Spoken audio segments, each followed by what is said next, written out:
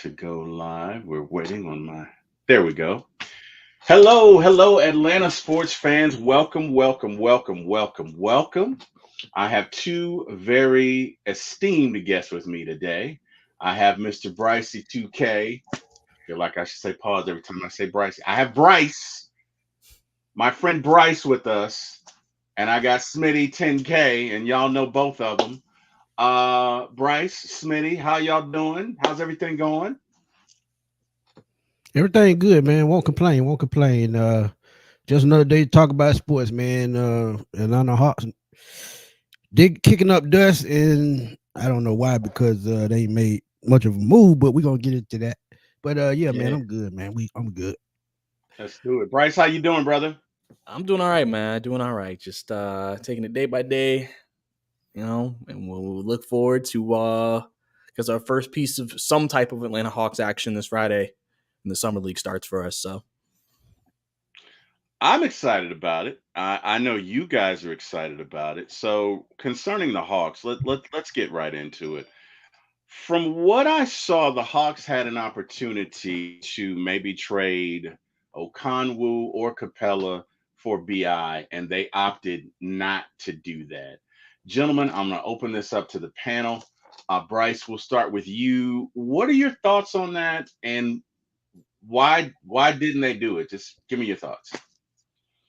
um, I've been kind of saying when we talk about this, I said one of the reasons why they haven't made a move is first, they're not trying to become a second apron team because I think adding Brandon Ingram would basically do that. And then also, secondly, Jalen Johnson. You have to pay Jalen Johnson. You are not about to. It is very difficult in today's NBA with the new CBA to have three max players on a roster. Extremely difficult. You pretty much, most teams are going to pick two guys to pay max money to, and then you kind of just, you kind of build out the rest of your team. And I think that's why for them, trading back for BI really wasn't going to move the needle for them. I don't think BI was going to move the needle for them like we think it is. And I also just think the money's just not, it's not feasible for them. If he wasn't wanting 200 million, which he still wants, Pelicans don't want to give it to him, and no other team wants to give it to him. Are the Hawks going to be the dumb team that gives it to him? There's a reason why nobody wants to give him that money. Hmm.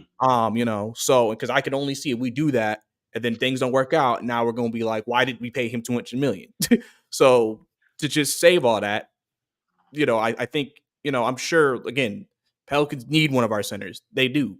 But we are not going to, it has to make sense for both sides. And in a trade like that, it didn't necessarily make sense for both sides.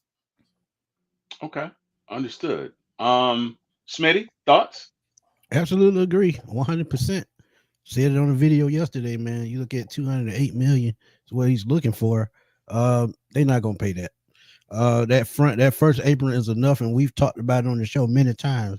They don't want to pay that extra, even though they got that exception. They don't want to spend it.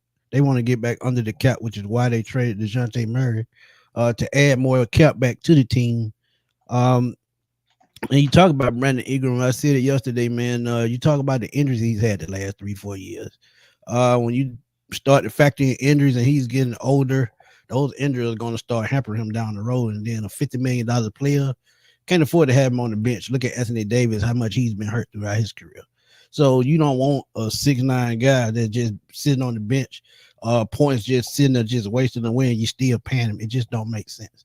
Another thing, if they had went big man in the draft, I could absolutely see them going to get Brandon Ingram because you still need that wing guy that can create his own shot, a guy that can put up 25, 30 points in a given game, somebody that's going to back Trey. So, like you said, they added 3-and-D guys to put around Trey, put defense around him because we know that's his deficiency. But at the end of the day, man, when they drafted Ricochet, I think that ended all talks with Brandon Ingram. I think they were talking to New Orleans all offseason about getting that trade done. But when they asked for one of those centers who they knew they were going to keep, and we knew they were going to keep him because they haven't when it's really signed the center, Cody Zeller was just a throw-in from the trade. So everything speaks for itself, man. Like I've told y'all about Michael Penix. When they went out and started scouting him, and last 3 weeks it was all Michael Penix Atlanta Falcons. I knew he was going to be the pick. Guess what? Soon as the draft lottery is over, what do they do here? Right overseas, go see their kid play. So they've had their mind made up for a while. So Brandon Ingram, after they figured long ago, probably 2-3 months ago, that they weren't gonna make that deal, they went for another wing player about the same size, 6'9", about 200 pounds. So yeah, it doesn't surprise me. Okay. Okay. Thank you for that. Gentlemen, we're going to shift gears just a little bit. Now, Bryce, you Mm. kind of referenced the cap. And to those of us who love our Hawks, but have no clue what's going on with the NBA cap, we're going to have you kind of explain this. And we're going to call this section NBA Caps for Dummies. I'm the dummy, by the way, not talking about you guys. Um, but if you could, right? So when I look at this, I see total cap allocations 191,490,965 smackaroos, right? Mm. So what is the cap for this? Is it 237 million or what is it? And I'm trying to understand if we've got this allocated for 191 million and we're over by 50 million, does But that you got to think about dead contracts as well. uh That's the thing with the cap. You still have a couple of dead contracts on the books. So oh, so yeah, so and we could be talking about contracts from 5-10 years ago. okay, So yeah, so some contracts stay on the book for a while. okay, okay. So looking at that negative 50 million in cap space, that means that we are 50 over. Is that correct, Bryce? Yes, technically, it's kind of a weird thing because the NBA salary cap is set at 140 million for the season. Oh, So okay, that's why it says 50 million over because we're at 190. okay. All right. So yeah. All right. So it's all right. So then the first apron is 5 million over, which we've blown by, or what's the first apron space? Can you kind of explain what that is?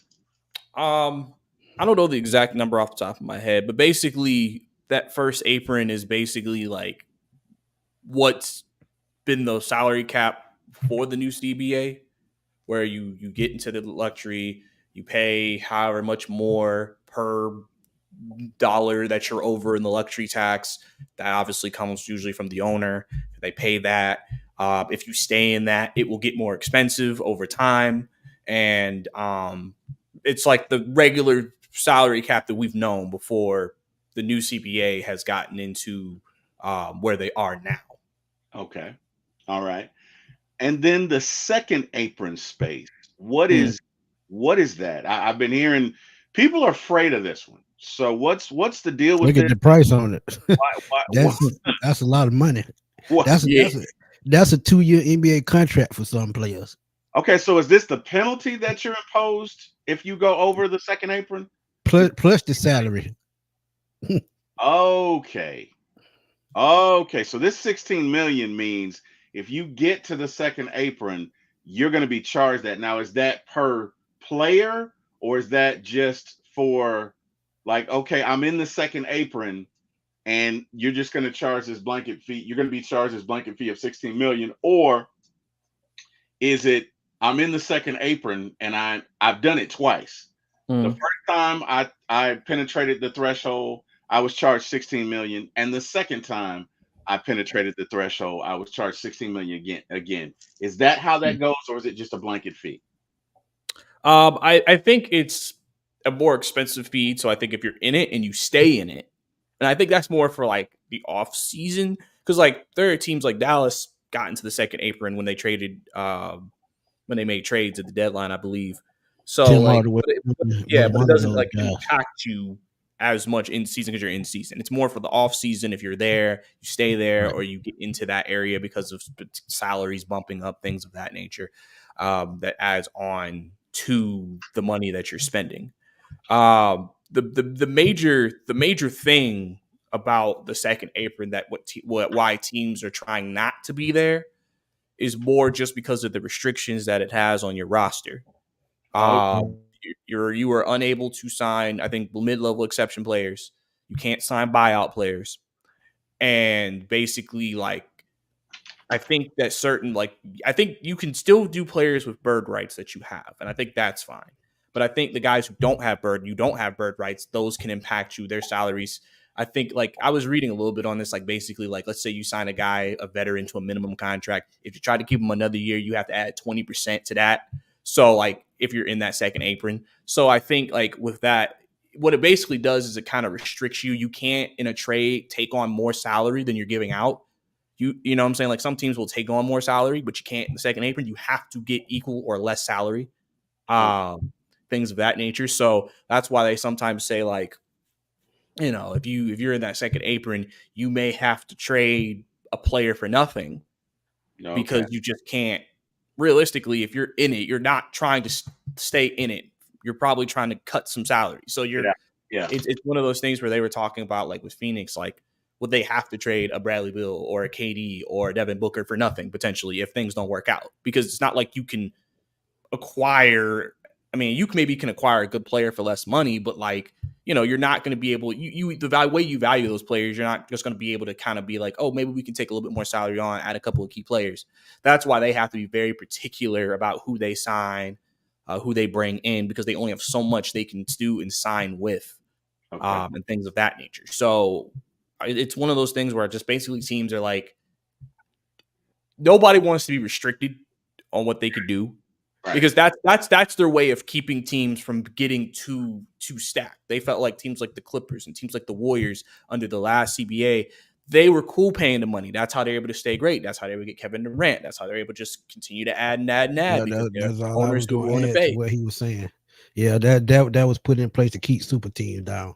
Yep. That's why you see them slowly fading away. Phoenix may be the last team to put together 3 players with them kind of contracts. But yeah, that's a great point, Bryce. That's exactly where I was gonna go. Yeah, it's definitely one of those things where you have to make decisions as a team of, like, okay, what direction we want to go in. Like I said, Boston can do it because they're in a different position. They just won a championship and they have the bird rights of all those players. Suns didn't have the bird rights when they acquired KD and all of them. So this it's a bit different for them. They didn't have them for years before they gave him the extension. The only person they had was Devin Booker. So that's why he's probably, like I said, at least likely to go out of the 3 if they decided to ever blow it up, and so on and so forth. So I think that's really kind of the big thing that, I think every team, even the Hawks, are trying to basically avoid. Because, like I said, and it's not just this year. You have to think about the next coming years, because you don't want to go into an offseason and now be in the second apron because other contracts are kicking in. So again, if you're going to re-sign Jalen to a max contract, you have to prepare to add whatever salary that is onto your salary cap next year, because that's when his thing will kick in. And then you got to, again, make other decisions and things of that nature. Okay.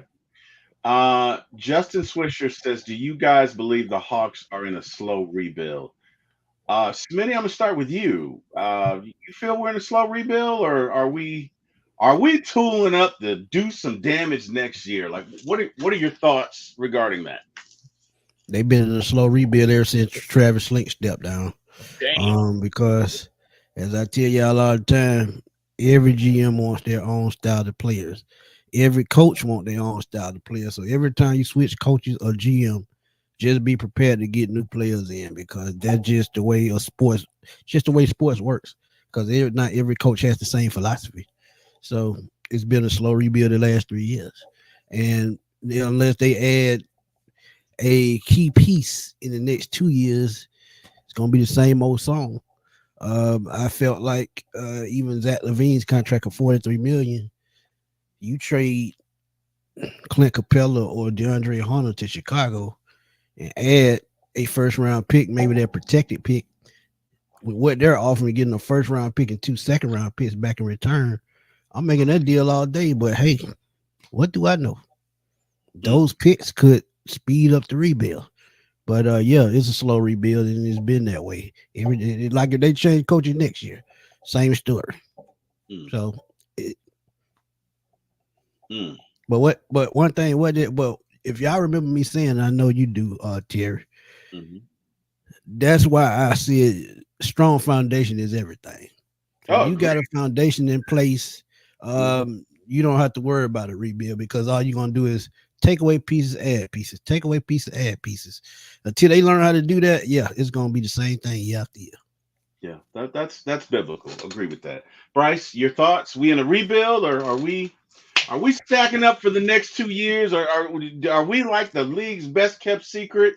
We're gonna come out here and win 60 games next year. Like, what are your thoughts? What are we doing? We in a slow rebuild? What are we doing? Where are we going? Um, yeah, I guess you could say that for sure. I mean, it's a rebuild slash retool situation for them. Just more because of it's like the Hawks are a team that could make the postseason, but they're also a team that might not make the postseason. They're kind of just in that line of like either or, and it kind of depends on how things go. I mean, right now the Hawks are going through a youth movement right now.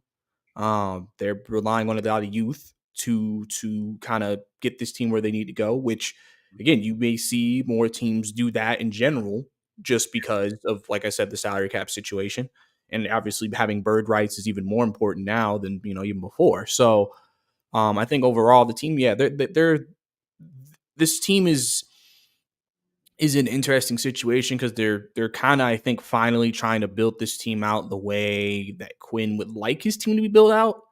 Usually when you bring in new head coaches, you try to adjust the team to what the coach wants to do. Um, which, I mean, they kind of didn't do last year. They kind of just stood pat outside of trading JC. So, I mean, I think this is like the first year making an effort in trying to do that in some capacity, but also just giving the roster a much more healthier roster construction and a much more healthy versatility because they didn't have that last year. They couldn't play particular lineups because they just didn't have that type of uniqueness Right, of players, Yeah. right. So now, even like that's what I say. Really, trading Dyson. I mean, not trading Dyson. Trading Dejounte has kind of helped with that because now you can do more different things. You can have a defensive lineup. You can have an athletic lineup. You can have a shooting lineup. You can have a small ball lineup that still can be very effective if you wanted to, and things of that nature. So, and there's different combinations that people I'm sure have thought about. Well, what if we ran this lineup? What if we put these guys out here together? And I think that's something that they didn't have last year, and I think that's really big for this year for them. So, that's like I said, when you're relying on young players, I guess you can say it's a rebuild. Until you feel like a lot of those young players break through, like in Oklahoma City, they were in a rebuild technically till this past year when the young players broke through and they made the postseason. They were number one seed in the Western Conference. So, yeah, that's pretty much where I view where we are right now as a team.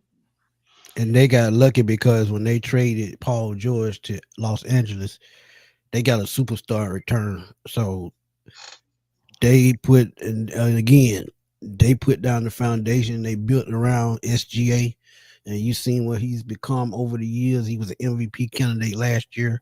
So if you make the right moves by trading one of your star players for another star player to build around, hey, that's what happens. So all they're doing, as I said, take away, add. So that's all they've done. Hmm. Guys, next question. So it appears from everything that we're seeing that the Hawks are going to go the development route. Looks like the thinking is we're going to take what we have in Trey and Clint and Okonwu and Hunter and Bogey, and we're going to mesh that with some of our young guys, and we're going to develop them. And whatever happens, happens.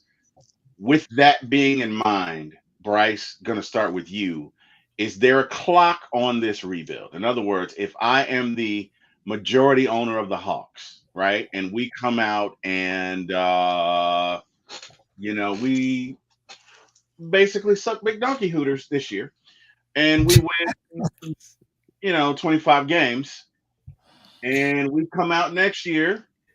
You know what? If Jack were here, he'd be like penalty. Um, Jack with one time for the fan. All right, so let me take a step back. We're not great this year, and I'm not predicting this. I'm just throwing this out there for the purpose of argument. We win 25 games this year. We win 30 next year. Is Quinn out? Is there a clock on this development plan? Right? Does it? And if it is a clock, is it a year? Is it two? Is it three? What are we thinking? And Smitty, I'm going to start with you. Give me your thoughts on that. If he if he win just 25 games this upcoming season, he gone. Because you taking 3 steps back if you only winning 25 games. That means you're not competitive. That means the team's really not buying into you. And that means they have to make more moves in the offseason to try to better this team. So the team that they're building right now at this moment, if you win 25 games, you mean you're just building a team just to be building it with um, no vision, no course of where you want to go. So yeah, if he don't win, put it like this: if he don't make the play in tournament, or he's not a top 8 seed, he gone because there's no point in keeping him. You have young coaches out here who still hungry to get their first chance, probably come in and get these young players to buy into what they're doing. And I know one name that I've talked a lot of, that Sam Cassell, who's been an assistant for ever.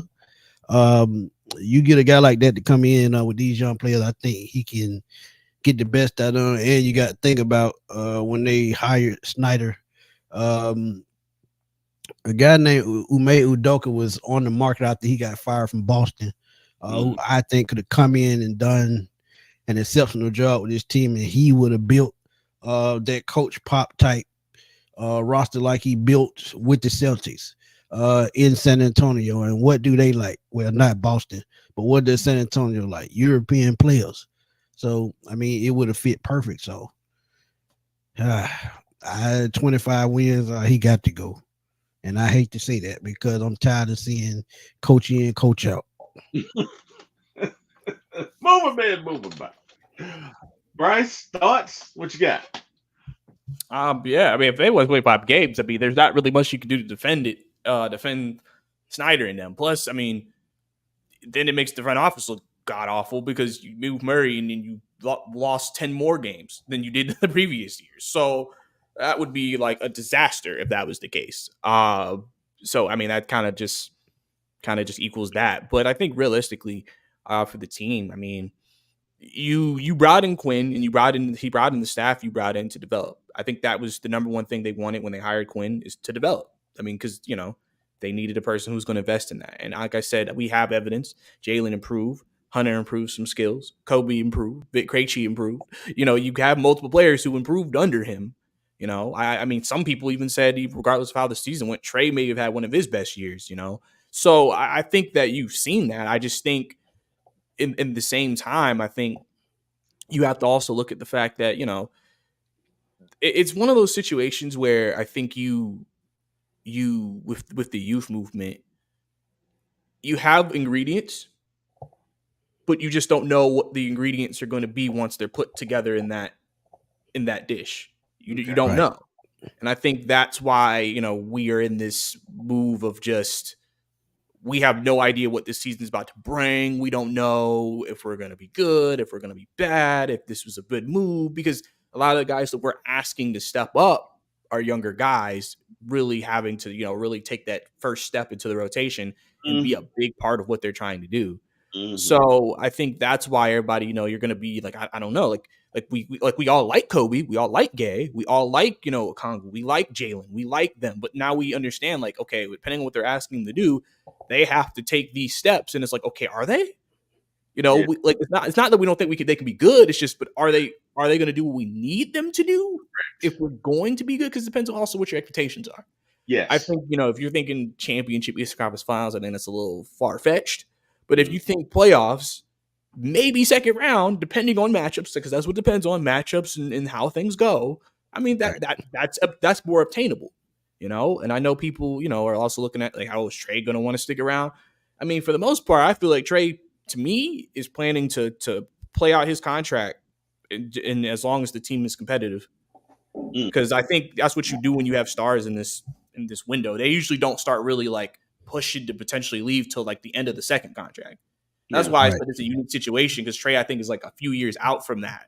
Yet we're already thinking he'll just want to leave this year. And I'm like, well, no. I mean, Hawks are firmly in control of Trey Young. So unless he says to them, get me out of here, please, I don't see them feeling like we got to get him out of here. So and not only that, I feel like they actually going through him to put this team together because I'm telling you, he has some kind of input as to who they filling this roster out with, and that's probably one reason why they won't trade Capella. It's probably because of Trey Young. That could be. That's a good point, guys. I want to take care of some house maintenance. So just want to acknowledge some folks in the chat. Joe's Barbershop. Just want to shout out Justin Swisher, John Higgins, Rajat, I believe for life, Beckham Brown, Ramon Poser, T Terry. Really like that name, T Terry. Good name, sir. Appreciate you. And last but not least, DFU Dirty Fan United, my boy Chase. Now, guys, in this, you bring up some other questions, so I'm glad we're delving into this, and that is, we see that okay, it could be a couple years or not. Realistically, right? If we had to gauge, what's the best record you see this team doing? The best record, and Smitty, will start with you. Is it 40 games? Is it 50? Is it 60? Like, what is, everything goes well and like it should. Everything falls into place, no major injuries. What's your best assessment as to what our record is and where we end up, right? Um, yeah. So Smitty, we'll start with you. Uh, I'm gonna go back around 500 again, and the reason why I say that is they really haven't made any big splashes. They lost Dejounte, which is I think going to be big, but when you add Dyson Daniels, a defensive 3-and-D guy, you have DeAndre Hunter, who we know now probably is going to be their sixth man. Jalen Johnson, if he can take the next step, I think they can still be in the playoff chase. But with no big, real significant moves, I just see them around the same spot at probably 40 to 41 wins, 500 team, which to me is not bad. But like you said, it's about matchups. And they showed that they can hang with Boston because Boston, outside of Porzingis, is a pretty small team as well. So I'm going to go around 500. That's about best as I can give them because I got to see it shake out first. Now, next year at this time, if they show me different, I could probably put them as a top 5 team. But with the move they made, I got to go right back around 500. Bryce, your thoughts? Um, I think if everything goes well, I think you could see 43 to 45. Okay. The reason why is also last time Trey, I believe the last time Trey was solo, quote unquote, star wise, they won 43 games, so they had a 500 record. Right. So technically, the last evidence we have of a Trey solo team is a winning record. That's why I said 43 to 45. Okay. Like I said, you know, it kind of depends. I mean, obviously East is tougher, West is obviously tough. And there's going to be some interesting matchups there. But I think the team could kind of, if things work out, I think they'll be a much better defensive team. And I think that'll be the big thing. If everything works out, this Hawks team could be probably one of the best defensive teams they've had since Trae Young's been here. So that Yeah, could I be agree big. with That could be big for this team. And then obviously offensively, I think they're going to be I feel like they could still be a top 10 offense just because of Trae himself. He's elite playmaker. He can score the ball. And then also I think like I said, that's one thing Clint can coach is some offense. He knows how to, do that. I mean, like I've told multiple times, like players have came out in interviews saying when they play the Hawks, they run some stuff that's just like, that's really impressive. Like if players are saying it, they know like, okay, this man can he can coach some offense. So I think, and it's a more modern NBA offense too. I think that was one of the issues with Nate was just like, okay, this is like ISO old school. Like this isn't like innovative like today's offenses really are. So I think that, I think those things could really help the Hawks be in that range. And then, like I said, depending on how bad or good the East is, that could vary from play-in team to maybe a 6 seed. I mean, the East, you don't have to win 55 games to be just in the top 4 potentially. Even sometimes, like you that 45 might be able to get you 7-6, depending on what's going on with the East. Yeah, I agree with that 100%. Okay. So DeJounte leaves. That's about 20, 22 points walking out the door with him. Bryce, if I'm correct, your logic is, yeah, he's walking out with 20 points, but we're probably going to give up 20 points less, so it should even out and we should be okay. Is that your thought process with this team, Um, their their defense? I mean, yeah, I mean, obviously it's today's NBA too, so like people score a lot. It's just we just can't be getting into these 140, 150 Right. matchups every other night. We can't do that. But yeah, I mean, yeah, for the most part, I mean, I just look at it like, there are some players we're not sure about, and so that could also impact scoring and how the team does offensively. Like I said, I think they're really believing in what Quinn's going to coach up, and I think they're believing in the development of certain guys.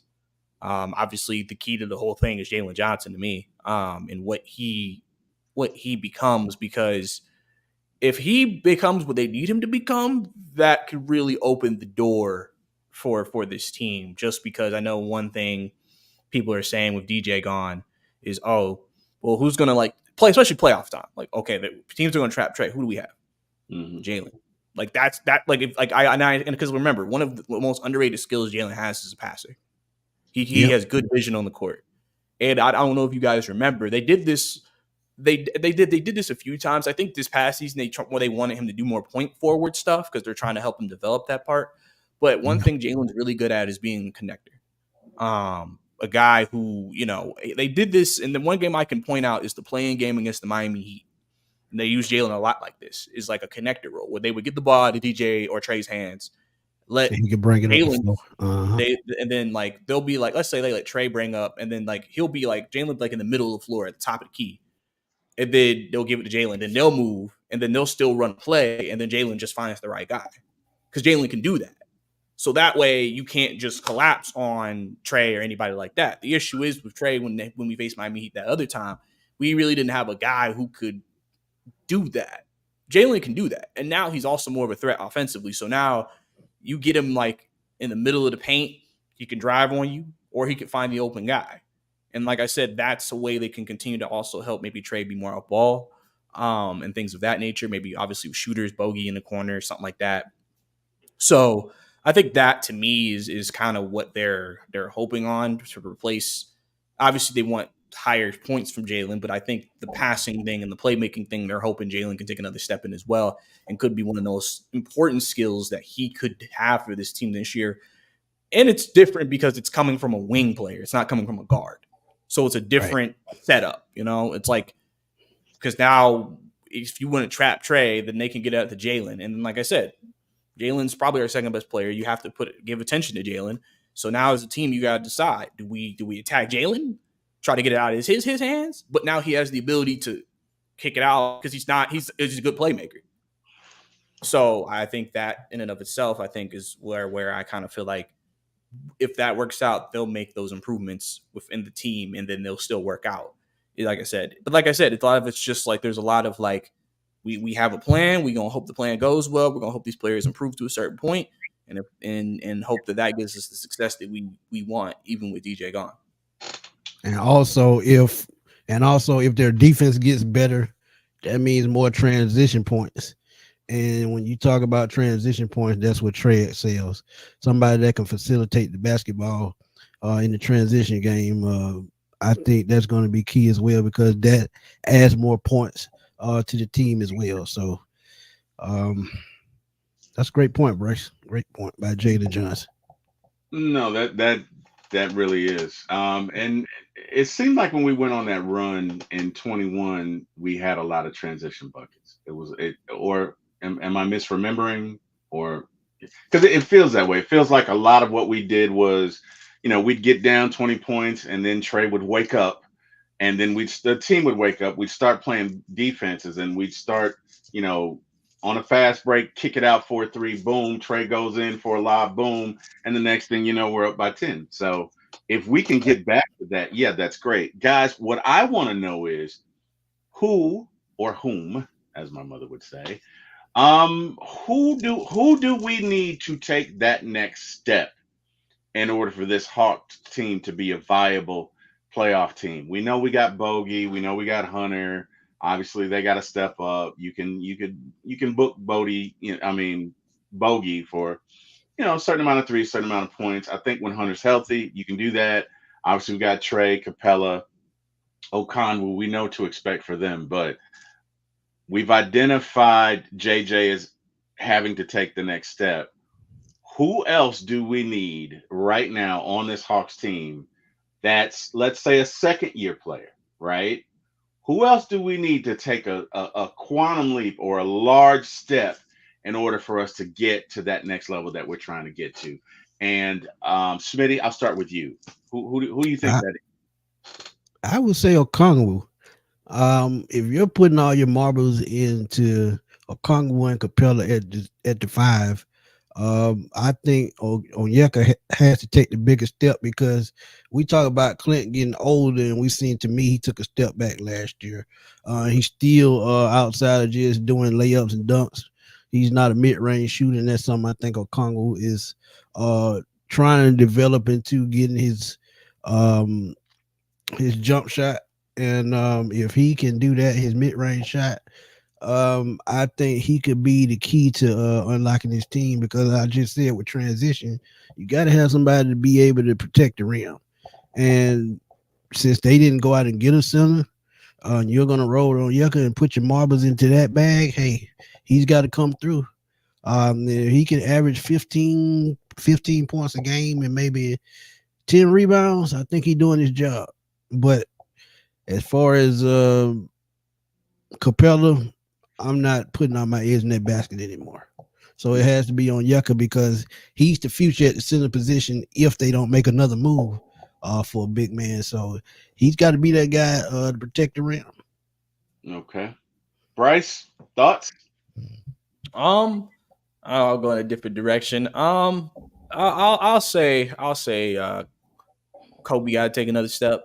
That's what I was thinking. Um, just Hmm. because of the dilemma at that backup point guard position for years, Yes, and just him being able to run the offense. Obviously being a good point of attack defender. Obviously, I'm assuming you'll see this at times. We'll see if that actually happens. But I mean, you're going to have potential lineups with Dyson and Kobe on the floor. And so obviously defensively, you're expecting a lot of, success there. But offensively, obviously, if Dyson's not going to be that guy offensively, you need Kobe maybe, depending again, who's also at 3 through 5. You guys see Kobe kind of maybe be more aggressive. I know one of his things is that he tries to work on a mid range shot. That's something that he uses a lot, and also obviously the 3-point ball, because Quinn loves 3-point shooting. So I think one big thing for that is just him continuing to improve as offense player and just being able to run the show, being able to make plays. And listen, he's going to face different types of things. Teams are going to pressure him at times. They're going to try to make him make quick decisions. And try to see where he is with his processing and how he sees the floor. And if he can improve that, I think that can lead to success for the Hawks. Just because at the end of the day, when Trae Young comes off the floor, I always tell people, like, listen, he's your star player. Like, you're not going to maintain to that level what he does. right, But like, you don't want it to be like, oh my God, we can't score a bucket or we can't do anything when he's off the floor. You right. just need him to you just need to basically get to a steady maintaining status when he's off. And Kobe's going to be tasked with doing that. That's why I said one of the biggest things I want to see in the summer league is how he is initiating offense. Because and listen, the summer league, they're running some of the concepts they're going to run with the main team. Yep. So we'll be able to see, like, okay, how does he do? Now, obviously the talent is different, so obviously that can make a difference. But for the most part, he's playing with Gay. He's playing with EJ Liddell now, who's made the team. He's playing with the second round pick, Risha. So, like, these are guys that, could be a couple of those guys, people he could be playing with. Yeah. So, you'll get an idea to see how he kind of deals with everything. And if that ends up going up well, I think that could be big for the team, because then it just helps them solve that position. And it helps them now know, okay, we have a guy that we can trust. Because listen, there Right. may be a game this year where Trae, like, injuries happen. Like, Trae may just need to sit a game banged up. That happens. You get banged up throughout the season. Okay, we'll give you a game off, and Kobe got to be the starter. So those are going to every rep he has is going to be very important to show them, like, hey, can you run this show while Trae is gone or out for a game, and still be able to show us. Remember, he was a lottery pick Mm. technically, so, like, obviously they feel very highly about him as well. Okay. That's an excellent point. Excellent point. Yeah. No, you guys have both been outstanding. Makes a good point, or at least one that we should think about. NBA development isn't linear, so asking first and second year players to make meaningful contributions to winning is bad planning by the front office. I'm gonna throw this out to you guys. I kind of I feel like he's wrong in some ways. In some ways, I agree with him, and in some ways, I don't agree with him. But I'm gonna throw it out to you guys. Smitty, what do you think about that? You think he's right, or what are your thoughts on that? Chester, I agree with you. I'm gonna go 70-30. Um, it's just like any other sport, man. If you draft somebody, they have to fit what you're trying to do. Offensively and defensively, they have to fit what the coach like to do, and that in development. That's how you really judge development. If he fits with a coach's philosophy and that plays to his strength, that tells you exactly what he's really going to be. Because you see players sometimes play bad over here, but when they go to this type system, they're just a different type player. So it's just all in if they buy into the philosophy and it fits their type game. With Ricochet, um, I was kind of worried a little bit because I think he needs to be in a more wide open style offense because of the way he catches and shoots the basketball. But at the same time, like Bryce said, when you have a guy like Trey Young and Jalen Johnson who can facilitate the basketball, they'll find him one way or the other to put up points. So yeah, I agree with that. 70-30 is my, you know, percentage with that, but I agree with it to a certain extent. And you're right. First and second year players, unless they're just superstar players coming out of college and high school, you can't expect much from them. Okay, Bryce, your thoughts? Yeah, I mean, it could really go either way. I mean, obviously, you would think usually no, because when you think of rebuilding teams and teams that tank, that's usually who they have, or like or whatever. But I think Smitty made a great point about fit. I think that's a big part of it too. I think this team fits better right now than they did last year with the young players entering the lineup now. So I think it makes things interesting for sure. Because you have, like I said, you have a star player. You have some good, you have a good 6 man in Bogey. You have a decent starter in Hunter. You have, you know, Jalen Johnson, who is an emerging player. I mean, you have some pieces. Is it this because this isn't a okay, we're just 1 through 5 starters, one first, second year, third year players, do something. You have some guys, and then you're kind of trying to plug in these first and second year players to your team and trying to be like, all right, where can they help us here? Can we fit here? Can this work? Is this going to help maybe this player be better? So I think it just kind of depends. I mean, because really your first and second year players are going to play your bench. That's who really going to be where your first and second year players are. The starting lineup pretty much is probably going to be all the guys who have experience, your veterans, Trey, even Bogey. I mean, Dyson's been in the league for 3 years, so he's outside that 2 year range. And then Bogey's been in the league for a while. Hunter, Jalen, he's entering his fourth. Obviously, if it's Capella, he's been here for a while. Even Okongwu, he's been here for a while. So, like, it's really your bench guys, which, I mean, that may be ideal to kind of allow those types of players off your bench. Because, again, you're not asking them, hey, we need you to be a starter for us. We're just asking you, hey, we have a role we need you to play. We need you to play this role. If you can do this, this will help the team, and then we can mismatch. It's kind of like this team's mismatching young players with some of their older players and kind of trying to make it fit through that and trying to, like, connect that together. So, like I said, I mean, obviously, depending, like I said, it kind of just depends on how the team is constructed. Mm-hmm. And that can determine, okay, can the first or second year players be meaningful to the team? I think that's what you're depending on. You're hoping, and the thing too is like Kobe, he played a little last year, Vic Krejci, I forget what year he is, but I mean, he pretty much played like first significant minutes in his career last year like that. And I think we're pretty high on him. I think we're high on Dyson. I think we're high on Gay. Obviously he's probably the biggest wild card. out of all the young players, just because we have no clue. He didn't play a lot during his rookie year. So I think overall, I think the team is that can go either way. That can be right, but that also could be wrong. Because it's not like we're asking them to be starters, play 30 plus minutes in first, second year and do something. We're asking them to come off the bench, play a role, fit within the scheme of the team, and then see what happens. Okay. That's a fair point. I agree with them to the extent it is a bit of poor planning. I mean, I think we could all, whether we want to publicly admit it or not, I think we could say that there were some missteps as to how we got here. But what I'm looking at is I kind of feel like the inception, conception,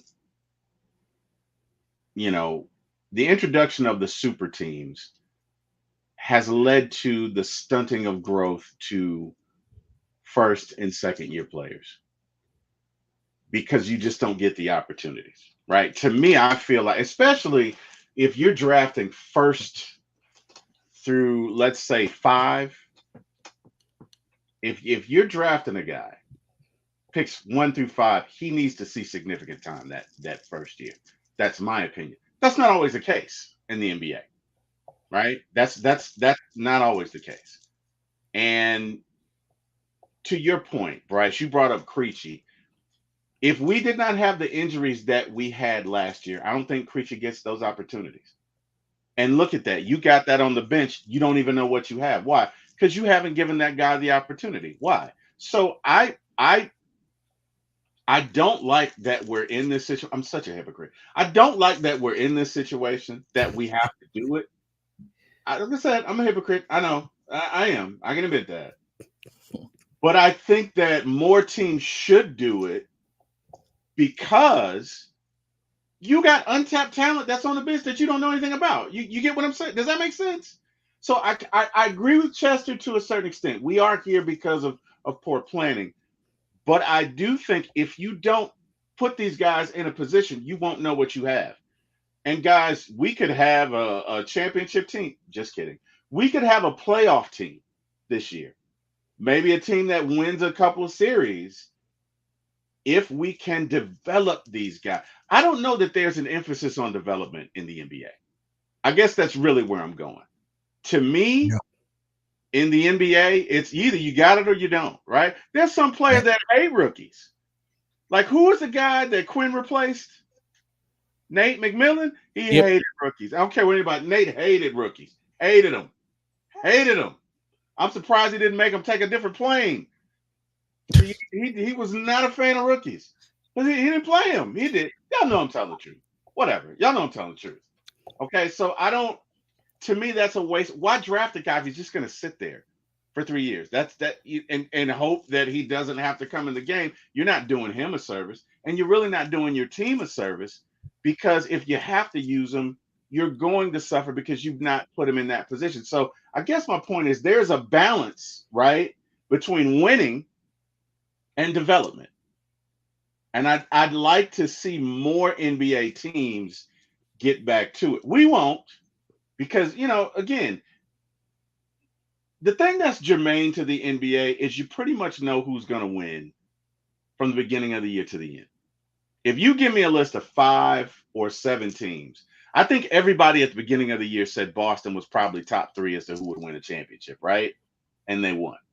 Every now and then they're outliers, but this is because of the super team. And maybe this whole second apron or whatever is done to discourage that, and maybe that's for the betterment of the game. But anyway, I thought that was interesting. Guys, I'd love to hear your final thoughts on that, and then we can get into shout-outs because, like I say, I have to roll at 12. Bryce, do you think the NBA in its current state is better? Or would it be worse if we begin to see more development? I'm not saying total development, right? I'm not saying kick a bunch of guys out and we got some, G League. I'm saying if there was a balance between winning and development, do you think overall we'd have a better product? What are your thoughts? Yeah, I think that they could that definitely mean that for the league. I think there's so many good players who just don't play in this league Yeah. just because they're buried on their team because their team has people in front of them. Like people, it's funny because we were criticizing, Quinn for having the rookies down in the G League, right? But people forget. I can't remember which team it was, but somebody had their top 10 pick in the G League the whole year, basically. Yeah. Like that's why they created the G League because it's like, listen, if you don't want to put that rookie in that position right off the bat, you're like, oh, we put him in the G League, get coached, learn. We're doing the same stuff down there. That way, and then also you can put him in different positions. I always said like the G League is effective for this. Like when Kobe goes to the G League, he's probably the best player on the G League team. So he will be now used He as a was. best player He on the was G the League best team player. role. Where Yeah. when he comes to the Hawks, he's now playing you are a backup point guard role. You are not the best player on your team role. Now you have to adjust, but take what you learned and apply that in your position, right? And so again, that's why the Hawks brought up the G League coach from last year to the staff this year. He was a part of Gay's development, Krejci's development, Kobe's development, Steph's development, things of that nature to keep familiarity. I think with the new CBA, I think you will see that just because, again, can't pay guys all the time. And so some teams may be willing to go more of the younger route because of that.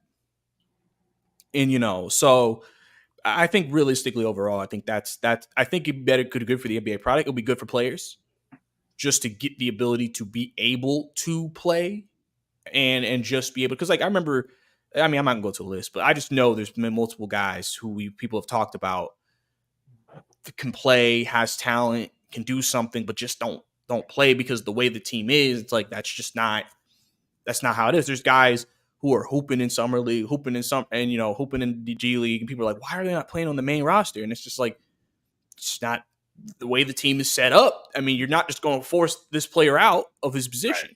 Right. As much as we may think we should do that, they're just not. So I think the league will go a little bit towards more development because of that, because you can't just super team your way out of stuff anymore. Mm-hmm. You're going to have to make balanced rosters. So that's going to lead to the ability of more younger players getting more ability to play and being able to execute. And I Agreed. think good thing. Agreed. Excellent point. Smitty, your thoughts? I agree with what Bryce said, and if y'all remember, development is the best way to go because Celtics drafted Jaylen Brown and Jason Tatum, and they gave them time to develop and just kept putting pieces around them until they found the right pieces. And y'all remember they had Kyrie Irving at one point. So until you put that right team around your star players and you build through the draft the correct way, and I got to give a shout out to Danny Ainge. He's built teams all over the league. Yes. So yes, yeah, when you talk about G League, and I think the Hawks, they've done it the last couple of years, man. Kobe played well in G League. Jalen Johnson, he dominated in G League. So maybe that's the right step to take, and maybe they've learned something from that. So again, maybe they take a big step this year. Who knows? So yeah, development is the best way to go, and I think honestly, and I agree with Bryce, that's the way the league needs to go. You even gonna see it with Bronny James. He probably gonna play in G League most of the year. So and one thing about it, man, when they took out straight from the high school to the NBA, the G League was the perfect option for those type players who weren't developed enough to transition to that speed of the game or that type of play of the game. So yeah, I agree with what Bryce said 100%. Okay. Well, gentlemen, this has been excellent. I appreciate your time today. I thank you both. Smitty, Bryce, if you guys could tell our audience, although most of them know already, but if you could tell our audience where they can find you and just give you shout outs. Bryce, we'll start with you. Yes, sir. Y'all can follow me all across all social media. Bryce _2K, BRICEY _2K. Also my YouTube as well. Or if you want to look up my Hawks podcast, Believe in Hawks, BLEAV. So you can catch all the latest around our team whenever stuff happens. Try to get something out for you guys for show. And also, obviously, Falcon season is about to kick off. So about to get some content out on YouTube for that. So definitely go over there and subscribe, as we are, I believe, 49 subscribers away from 1,000. So appreciate you guys being helping me reach the goal. And I just want to give a shout out to the panel, Smitty and Terry. Appreciate you guys letting me talk Hawks with you guys. Once again, always love having conversations, and everybody who supports all of our channels, all of our work. really, really means a lot to me, and I know it means a lot to them as well. So, yeah. Excellent. Excellent. And ladies and gentlemen, not only like and subscribe this page, which is for my ATL Sports 1 at gmail.com, but please feel free to go to all of Bryce's socials and especially his YouTube and like and subscribe. Smitty and Terry, go ahead, sir. Yeah, find me on Smitty Sports Machine on YouTube, at Fatboy Slim _21 on Twitter, where I'm always blowing it up. But shout out to my crew, my boy Berto, Mr. 95 North, Chris, Mr. A1 Forever, our boy RG ATL for life, and Bryce, Uncle Steve, Big Low Country. I mean, let's get it, GA, ATL, GA faithful, man. We got, hey, man, look, the Atlanta sports scene on this content creating is deep, man. And we always click up. We always have fun, man, because we love to talk sports. But trust me, this season going to be game changing for Hawks and Falcons content creators, because I think both of these teams are going to take a big step forward this year. And we'll see how it turns out. But yeah, man, y'all go to Smitty Sports Machine on YouTube. Please go to Terry's page for my ATL Sports 1, and please subscribe. Go to Believe Sports, believe in Hawks, believe in Falcons. Shout out to my boy Ovi Mahaley, man. He's always doing his thing on Believe Sports, man. So shout out to y'all on Believe Sports, man. And please go check them out on YouTube and all streaming platforms. Yes, sir. Yes, sir. Oh, and one last thing, gentlemen. I'm also, those of you know, I'm a member of One Time for the Fan podcast that usually airs Sunday nights at 8, Wednesday nights at 8, Friday morning at 9, and we're trying to add one more, but I'll let Jack get into that. But Bryce, Jack did want me to make one comment to you and Smitty specifically, and that is that we should have traded Capella, darn it, for BI, or either way, we should get Capella out of here. That's his words.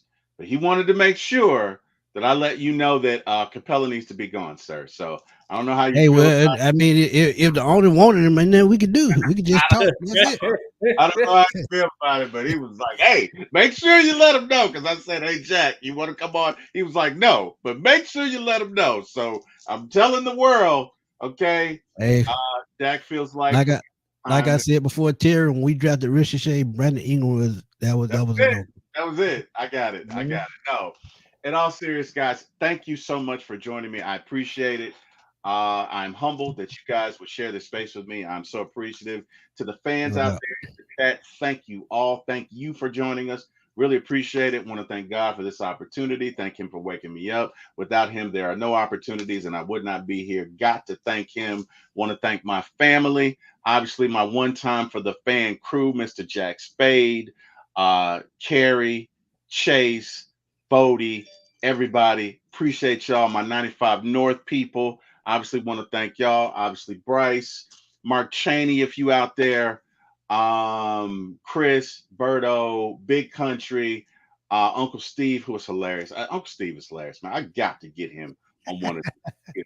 If you've never experienced Uncle Steve, he and Big Country and Smitty together, forget about it. Like whatever you're talking about, you're gonna forget it because it's just that funny. Like it's funny, Bryce. I don't know if you've ever been on a show with them, but I would invite you next time. Please, Smitty. You ain't even got to invite me. I just want to watch. But the next time you have a show with Uncle Steve and Big Low, please invite Bryce. It's the best thing going on YouTube. Like it's hilarious. Yeah, it can go three ways. It can go from Atlanta Sports Talk to Def Comedy Jam to Soul Train. So yeah. Bryce, it's a treat, man. I've experienced it twice. And the last time my stomach, my chest, my cheeks hurt for like 3 days from laughing. So I'm being serious. I'm not being fun. I'm being serious. Like my wife came up here and was like, "What the hell are you doing? Why are you so loud?" And I'm like, "It's them." So anyway, just thought I'd throw that out there, guys. Yeah, man, yeah, we have fun like that, man. We click up. Hey, never laughs. Bryce, I'm telling you, you got to experience once in your life. Put it on your bucket list. Anyway, guys, thank you so much. Appreciate that. And let's keep doing it. We'll link up again. Thank you, everyone. All right, let's hit